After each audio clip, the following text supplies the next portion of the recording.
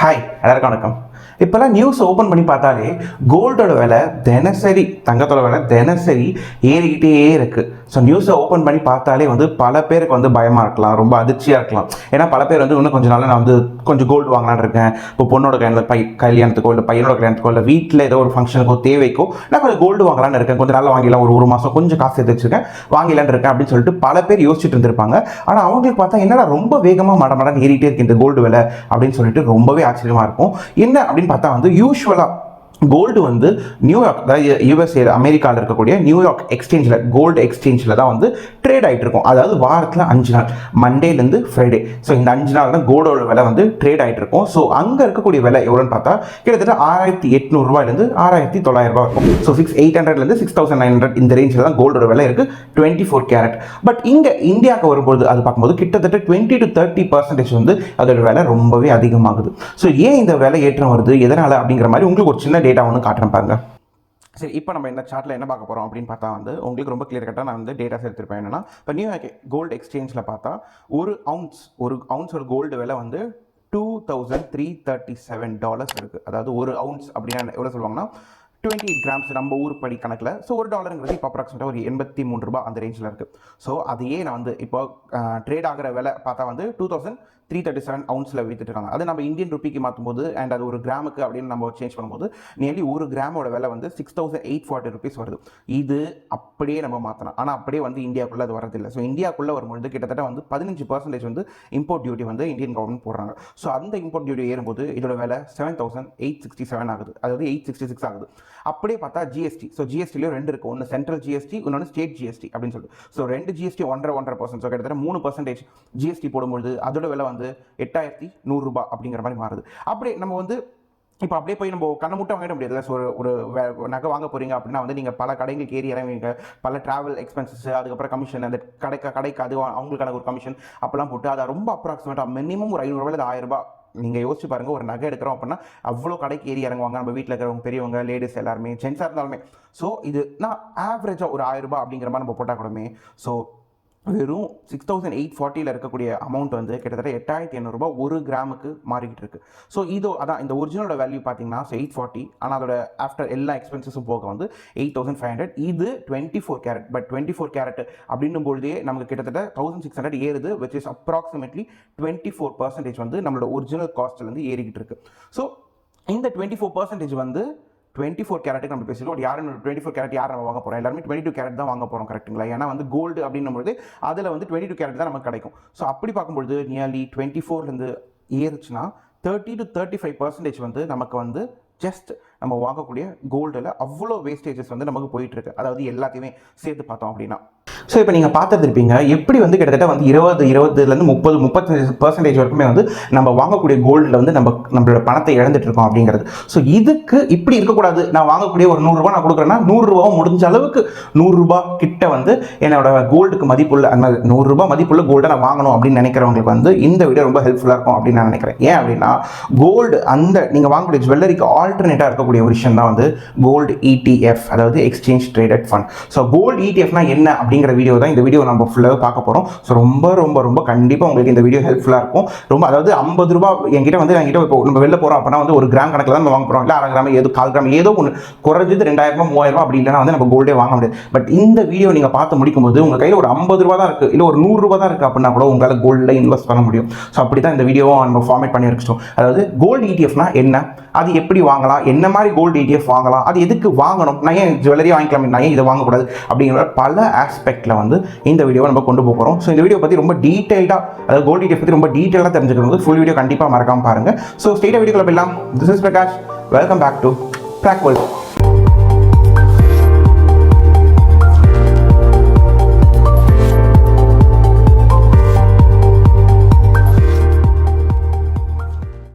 So last வீடியோவில் sovereign gold பாண்டை பற்றி பார்த்துருந்தோம். அதில் பார்க்கும்பொழுது நம்ம பல டீட்டெயில்ஸ் சொல்லியிருந்தோம். ஏன் நம்ம கோல்டில் இன்வெஸ்ட் பண்ணோம், நான் மற்ற விஷயங்களை இன்வெஸ்ட் பண்ணிக்கலாமே அப்படின்னு கேட்கக்கூடிய பல பேருக்கு அந்த வீடியோ ரொம்பவே பதில் கொடுக்குறதா இருக்கும். ஏன் அப்படின்னு பார்த்தா கடந்த 60 வருஷ டேட்டாஸ், கடந்த 60 வருஷமாக கோல்டு எவ்வளோ ரிட்டர்ன்ஸ் கொடுத்துருக்கு, அதுக்கப்புறம் அது எந்த அளவுக்கு இன்ஃப்ளேஷன் பீட் பண்ணிருக்கு, கடந்த 60 வருஷம் டேட்டாவில் கோல்டு எவ்வளோ ரிட்டர்ன்ஸ் கொடுத்துருக்கு, இன்ஃப்ளேஷன் எவ்வளோ இருக்குது, அண்ட் கோல்டு எவ்வளோ ஸ்ட்ராங்காக இன்ஃப்ளேஷனை பீட் பண்ணியிருக்கு அப்படிங்கிற பல டீட்டெயில்ஸ் நம்ம பார்த்தோம். ஸோ கோல்டையும் வாங்கணும் அப்படிங்கிறவங்களுக்கு தெளிவான பதில் அந்த வீடியோவில் இருக்கும். வேணும்னா அந்த வீடியோவை நீங்கள் வந்து அங்கே ஐ கார்டில் கொடுக்குற ரெஃபர் பண்ணி பாருங்கள்.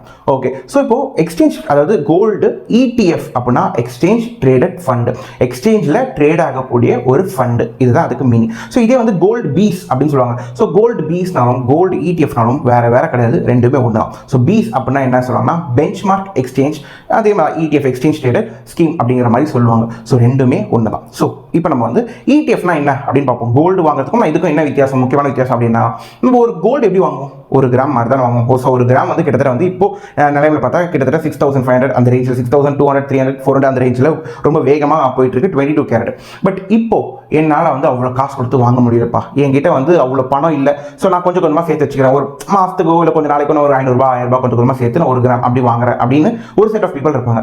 இல்லை காசு சேர்த்து வச்சுட்டு வாங்கலாம் அப்படின்னு சொல்லிட்டு தள்ளி போட்டு கடைசியாக அந்த காசே வராது. அப்போ அந்த மாதிரி பீப்புளுக்காக உருவாக்கப்பட்டது தான் இந்த டிஜிட்டலி கோல்டு ETF. அதாவது இது எப்படின்னு பார்த்தா, என் கையில் ஒரு 50 ரூபா 100 ரூபா இருந்தாலே போதும், என்னால் கோல்டை வாங்க முடியும்.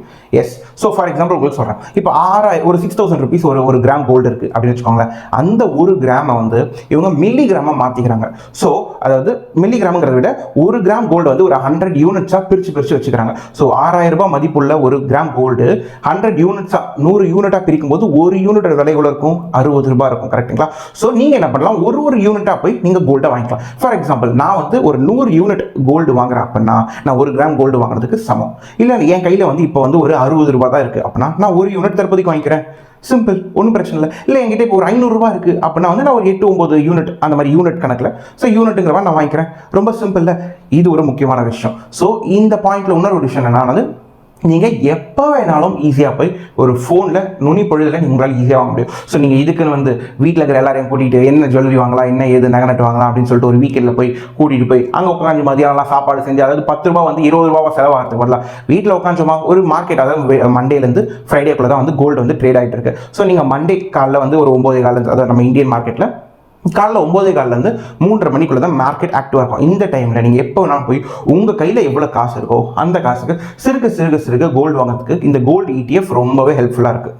சரி, இதெல்லாம் ஓகே. அதாவது கோல்டை வந்து ஒரு கிராமுக்கு பதிலாக இந்த யூனிட்டாக ஒரு 100 யூனிட்டாக நம்ம வாங்கிக்கலாம் ஆன்லைனில், இதெல்லாம் ஓகே புரியுது. ஆனால் இப்போ கோல்டோட விலையும் இதோட விலையும் ஒன்றா தான் இருக்குமா, இல்லை இது வேறு வேறையா அப்படின்னா ரெண்டுத்தோட விலையும் ஒன்று தான். கோல்டு என்ன விலை விற்கிதோ இந்த ETF இருக்குல்ல, இதோட மார்க்கெட்டை ட்ராக் பண்ணிக்கிட்டே போகும். அதாவது இது எவ்வளோ விலை ஏறிதோ கூடியே இதோட விலையும் ஏறிக்கிட்டே இருக்கும். ஸோ ரெண்டுமே சரிசமமாக ஒரே விலை தான் போயிட்டு இருக்கும். ஸோ இந்த மார்க்கெட்டை ட்ராக் பண்ணிக்கிட்டே போகிற வேலை தான் இந்த கோல்டு ETF வந்து பண்ணிட்டு இருக்க போகுது. ஸோ இப்போ உங்களுக்கு கோல்டுனா என்ன, அதாவது கோல்டு ஜுவல்லரி உங்களுக்கு தெரியும். ஸோ கோல்டு ETFனா என்ன, அது எப்படி ட்ராக் பண்ணுது, என்ன ஏதுங்கிறதுலாம் இப்போ உங்களுக்கு ஒரு தெளிவான ஒரு ஐடியா கிடச்சிடும். இன்னுமே தெளிவுபடுத்துறதுக்கு நம்ம கோல்டு, அப்புறம் அதாவது கோல்டு ஜுவல்லரி, இல்லை ஒரு கோல்டு பாரா வாங்க போறீங்க, இதே நீங்கள் கோல்டு ETF வாங்க போறீங்க அப்படிங்கிற 3 சரியாக வச்சு அதோட டிஃப்ரென்சஸ் பார்த்தா உங்களுக்கு இன்னுமே ஒரு கிளியர் பிக்சர் கிடைக்கும். ஸோ இதே நீங்கள் பாருங்கள்.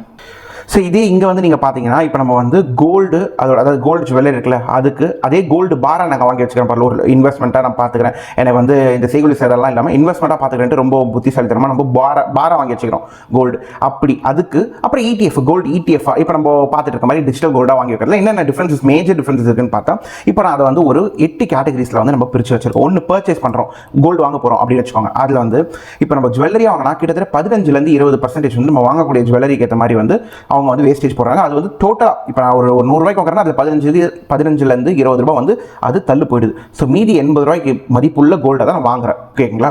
ஸோ இப்போ இதே கோல்டு பாரா பார்த்தோம் அப்படின்னு பார்த்தா வந்து அதில் பெரிய வந்து இந்த வேஸ்டேஜஸ் அந்த மாதிரி போகாது. பட் ஸ்டில் அதில் வந்து மார்க்அப் சார்ஜஸ் அப்படின்னு சொல்லிட்டு பெரிய கடைகள் எல்லாமே வந்து வாங்கக்கூடிய பழக்கங்கள் உண்டு. பட் இதே நம்ம கோல்டு ETFல பார்த்தோம் அப்படின்னா வந்து எந்த ஒரு செலவுகளும் கிடையாது. வெறும் அதை பை பண்ணும்போது நமக்கு 0.5% வந்து கமிஷன் பிடிப்பாங்க. அதே விற்கும் பொழுது அப்படின்னு பார்த்தீங்கன்னா அதே விஷயம் தான், 0.5%, இல்லை அதுக்கும் கம்மியாக தான் வந்து கமிஷன் அவங்க வந்து எடுப்பாங்க. ஸோ மற்றதை கம்பேர் பண்ணும்போது இது வந்து ரொம்பவே கம்மியாக அப்படி நமக்கு வந்து ரொம்ப ஈஸியாக தெரியுது.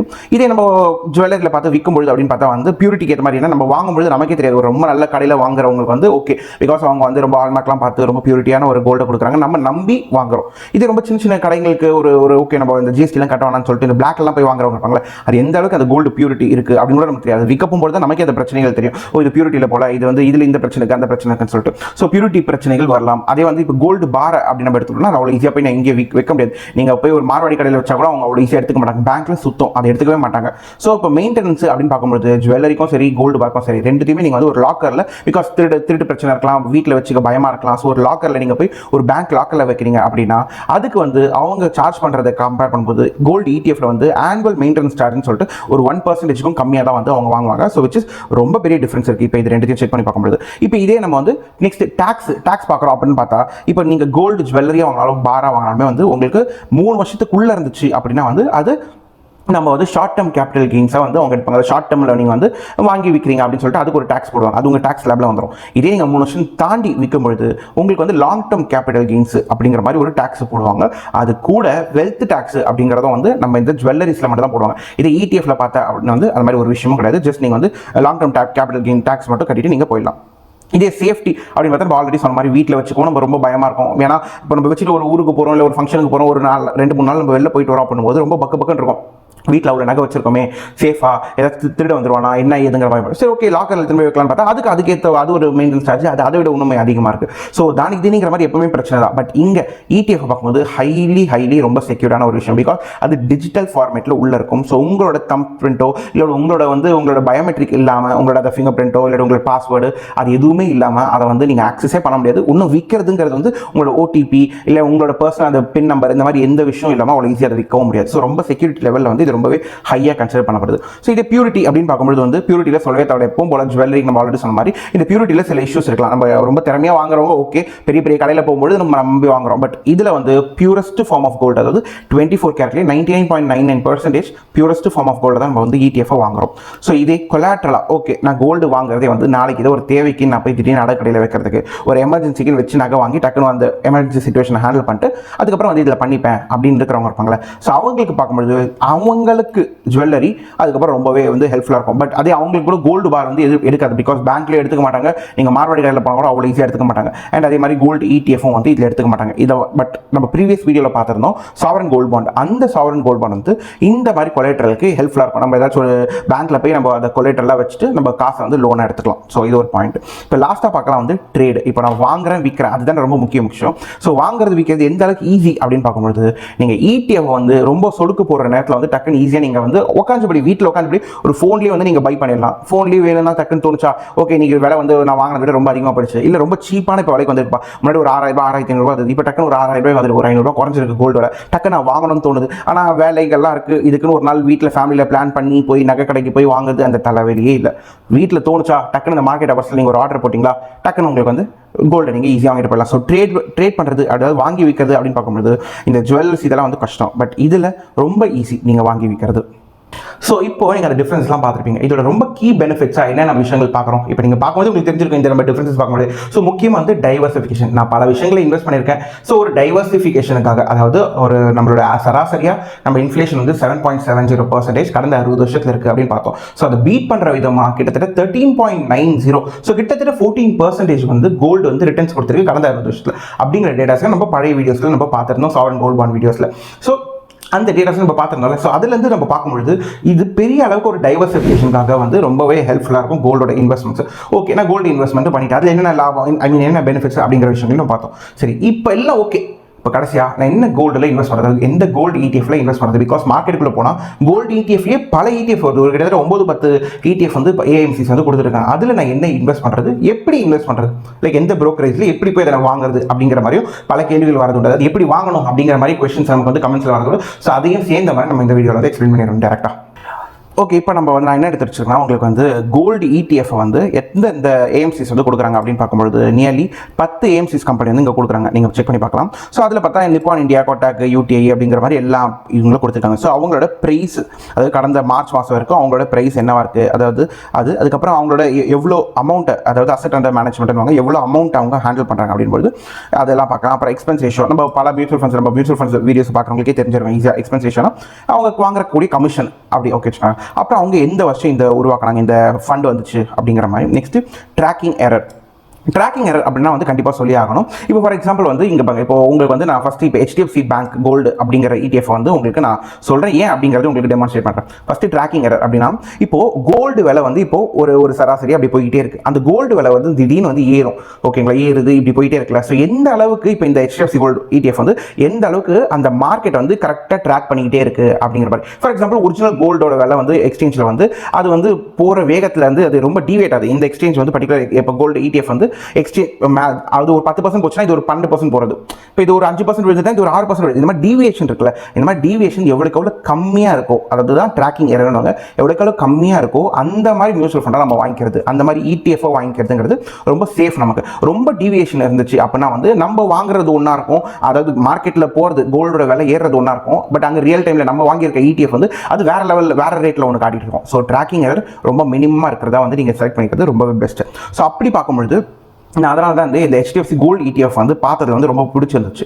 எதனாலும் பார்க்கும்போது இங்கே பாருங்கள், இப்போ வந்து மற்ற எல்லாத்தையும் பார்க்கும்போது ட்ராக்கிங் எரர் வச்சுட்டு இப்போ 0.18 இதில் இருக்கிறதுலே வந்து 0.19 இது ரொம்பவே கம்மியாகுது. இப்போ இதில் வந்து எனக்கு இந்த SBI கோல்டு ETF இந்த மிரே அசட் கோல்டு ETF இதோட வந்து ட்ராக்கிங் எரர் எனக்கு கிடைக்கல. ஸோ உங்களுக்கு கிடைச்சதுன்னா மறக்காம கீழே வந்து கமெண்ட் பண்ணுங்கள் எங்கே இருக்குது அப்படிங்கிறத பற்றி, அதோட ட்ராக்கிங் எரர் என்ன அப்படிங்கிறத பற்றி.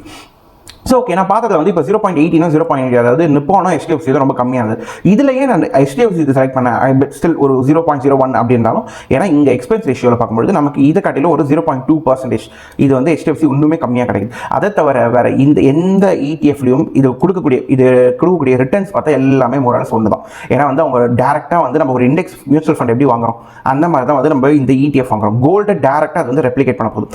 பட் ட்ராக்கிங் இருக்கிறதுலேயே எது கம்மி, அதில் எது எக்ஸ்பென்ஸ் ரேஷியோ கம்மி அப்படிங்கிறத பார்த்து நம்ம இன்வெஸ்ட் பண்ண போகிறோம். ஸோ தட் நமக்கு ஒரு பெட்டர் ரிட்டர்ன் கிடைக்கும் அப்படிங்கிறதுனால இப்போ நம்ம பார்த்தா HDFC கோல்டு ETF இருக்குது. ஸோ இது எப்படி வாங்கலாம் அப்படி, அதாவது இது எப்படி நான் ஆன்லைனில் வாங்குறது அப்படின்னு கேட்டால் இங்கே பாருங்கள், நான் வந்து இப்போ இது இப்போ நீங்கள் ஜெரோதாவில் இருக்கீங்க அப்படின்னா யூஸ்வலாக ஜெரோதா வந்து ரொம்ப பாப்புலராக இருக்கிறதுனால பல பேர்கிட்ட இருக்கலாம். ஸோ அப்படி இல்லாதவங்க அப்படின்னா வந்து நான் கீழே கமெண்ட்டில் டிஸ்கிரிப்ஷனில் வந்து உங்களுக்கு லிங்க் கொடுக்குறேன், ஜெரோதாவோட லிங்க்கும் அப்புறம் அப்ஸ்டாக்கோடது அப்புறம் க்ரோ எல்லாத்தோட லிங்க் கொடுக்குறேன். உங்களுக்கு எந்த ப்ரோக்கரேஜ் வேணுமோ அதை நீங்கள் வந்து டவுன்லோட் பண்ணி நீங்கள் இன்ஸ்டால் பண்ணி யூஸ் பண்ணிக்கலாம். அண்ட் பல பேர் கிட்ட கேட்கறது வந்து எந்த ப்ரோக்கரேஜ் நல்லா இருக்கும் அப்படின்னு சொல்லிட்டு நீங்கள் எந்த ப்ரோக்கரேஜ்னாலும் யூஸ் பண்ணலாம். ஸோ இதெல்லாம் வந்து இப்போ நான் சொல்கிற அந்த 3 ப்ரோக்கரேஜுமே வந்து பார்த்தா வந்து டாப் ப்ரோக்கரேஜஸ். நான் அந்த 3த்தையுமே நான் பர்சனலாக யூஸ் பண்ணுறேன், ஓகேங்களா. ஸோ இப்போ நீங்கள் க்ரோவில் பார்த்தீங்கன்னா வந்து HDFC கோல்டு எக்ஸ்சேஞ்ச் ETF.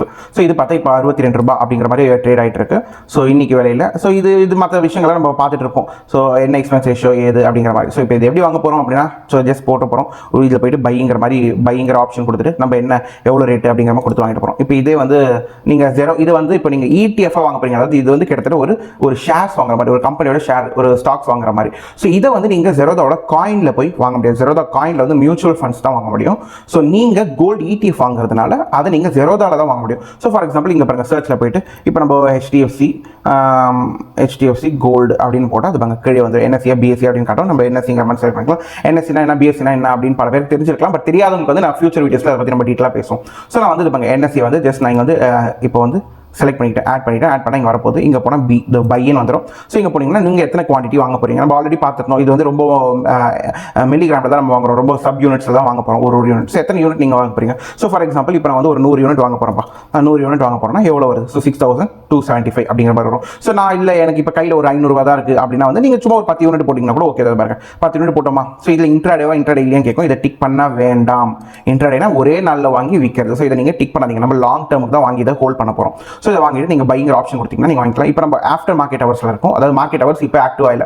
காலைல 9:15 இருந்து மதியம் வந்து அது ஈவினிங் வந்து ஒரு 3:30 மணி வரைக்கும் தான் மார்க்கெட் ஆக்டிவா இருக்கும். இந்த நேரத்தில் நீங்க போனீங்கன்னா நீங்க எப்படி வேணாலும் வாங்கிக்கலாம். ஸோ உங்க கையில் ஒரு 500 ரூபாய் 100 ரூபாய் இருந்தால் கூட நீங்க வந்து போனீங்கன்னா நீங்க ஒரு 2 ஷேர்ஸ் ஒரு 2 யூனிட் மாதிரி நீங்க வாங்கிக்கலாம்.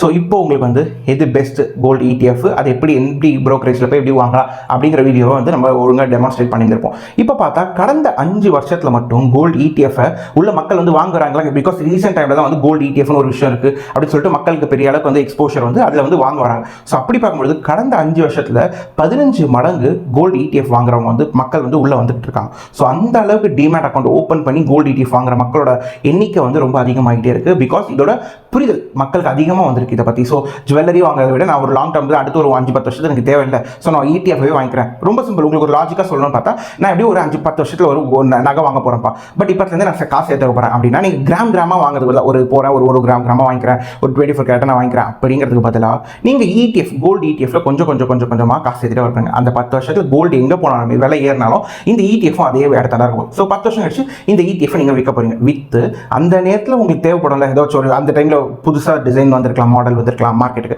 அந்த நேரத்தில் அந்த பணத்தை வச்சு நீங்கள் ஒரு புது ஜுவல்லரி நீங்கள் வாங்கிக்கலாம். ஸோ இது இப்போ மட்டும் கிடையாது, எப்போவுமே நீங்கள் ஏதோ வச்சு நம்ம ஒரு கோல்டு வாங்க போகிறது, ஒய்ஃப்காக வாங்கலாம், அம்மா அப்பாவுக்கு வாங்கலாம், இல்லை உங்கள் குழந்தை குட்டிக்காக நீங்கள் சேர்த்து வைக்கிறதா எது வந்தாலுமே ஏதோ ஒரு ஃபியூச்சரில் வாங்க போகிறோம். ஸோ இப்போதுலேருந்தே சிறுக நீங்கள் கோல்டு ETFல போட்டுட்டு வர காசு ஃபியூச்சரில் ரொம்பவே உங்களுக்கு ஹெல்ப்ஃபுல்லாக இருக்கும் கண்டிப்பாக. ஸோ ஃபைனலாக பார்த்தா வந்து இதோட டாக்ஸேஷன், கோல்டு எப்படி கோல்டில் எப்படி டாக்ஸேஷன்ஸ் இருக்கும் அப்படின்னு பார்த்தா 3 வருஷம் அப்படிங்கிற மாதிரி ஒரு டைம் ஃப்ரேம் வச்சுக்கிறாங்க கவர்மெண்ட்டில். அதாவது 3 வருஷத்துக்குள்ளே நீங்கள் வாங்கின கோல்டை 3 வருஷத்துக்குள்ளேயே நீங்கள் வித்துட்டீங்க அப்படின்னா இது ஷார்ட் டேர்ம் கேபிட்டல் கெயின் டாக்ஸாக வச்சுக்கிறாங்க. அது உங்களுக்கு வர லாபம் இருக்குல்ல, ஃபார் எக்ஸாம்பிள் நீங்கள் 1 லட்ச ரூபாய்க்கு வாங்கிருக்கீங்க, அது ஒரு 2 லட்ச ரூபா மாறி இருக்கு, அப்புறம் இந்த 1 லட்ச ரூபா இருக்குல்ல அந்த உங்களுக்கு வந்து லாபம், அந்த 1 லட்ச ரூபா வந்து உங்கள் இன்கம் டேக்ஸில் நீங்கள் எந்த இன்கம் டேக்ஸ் ஸ்லாப்ல வரீங்களோ அந்த இன்கம் டேக்ஸில் உங்களுக்கு சேர்த்து அதுக்கேற்ற மாதிரி அந்த பர்சன்டேஜ்க்கு வந்து டாக்ஸாக போட்டுற போகிறாங்க உங்களுக்கு. இதே நீங்கள் 3 வருஷம் தாண்டி அதை எடுத்துகிட்டு போய் விற்கிறீங்க அப்படின்னா லாங் டேர்ம் கேபிட்டல் கெயின் டாக்ஸாக வந்து உங்களுக்கு, அதாவது உங்களுக்கு வர கேபிட்டலுக்கு வர அந்த கெயின்ஸ் இருக்குல்ல அதுக்கு டாக்ஸ் போடுறாங்க. ஸோ இந்த டாக்ஸ் எப்படி இருக்குது அப்படின்னு பார்த்தா உங்களுக்கு ஃப்ளாட்டாக 20% இண்டெக்ஸேஷன் பெனிஃபிட்டோட உங்களுக்கு கொடுக்குறாங்க.